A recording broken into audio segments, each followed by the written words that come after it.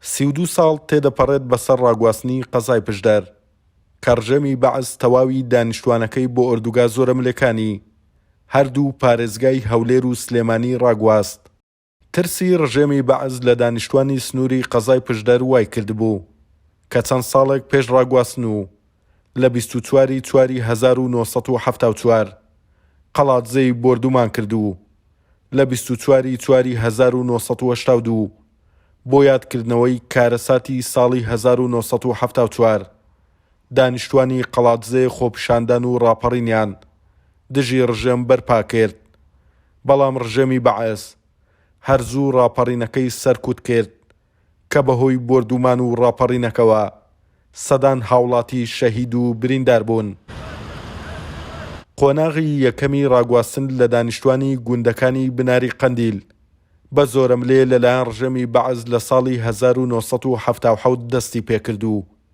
دووەم شاڵاوی ڕاگواستنی گوندەکانی تری دەوروبەری پشدەر بۆ کۆمەڵگە زۆرەملەکانی بەستەستێن و تووەسووران و ژاراوە و پێماڵک لە ساڵی 1970 دەستی پێکرد.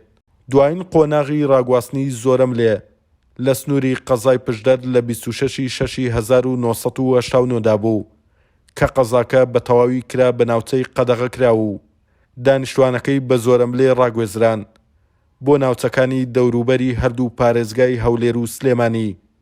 دواتریش قەزاکە لەگەڵ زەوی بە تەواوی تەخت کرا.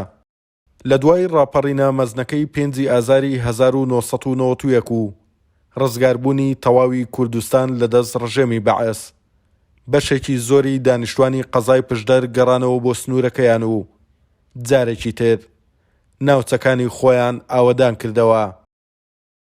هۆکاری ڕاگواستنی قەزای پشدەر لەلایەن ڕژێمی بەعز بۆ دروستکردنی پشتێنەی ئەمنی بوو بەرامبەر بە کۆماری ئیسلامی ئێران و بوونی پێشمەرگە و شۆڕژگێڕانی کورد کە ئەو کاتە بەشێکی زۆری شۆڕژگێڕانی کورد لەو سنوورە بوون. هەر بۆیە قەڵاتزەی لەگەڵ زەوی تەخت کرد و کردی بە ناوچەیەکی قەدەغە کرا و هەر کەسێک لەو شارە بیندرا بە ڕاستەوخۆ گول لە باران دەکرا. توانە عومەر، کورسات نیوز، قەزای پشدەر.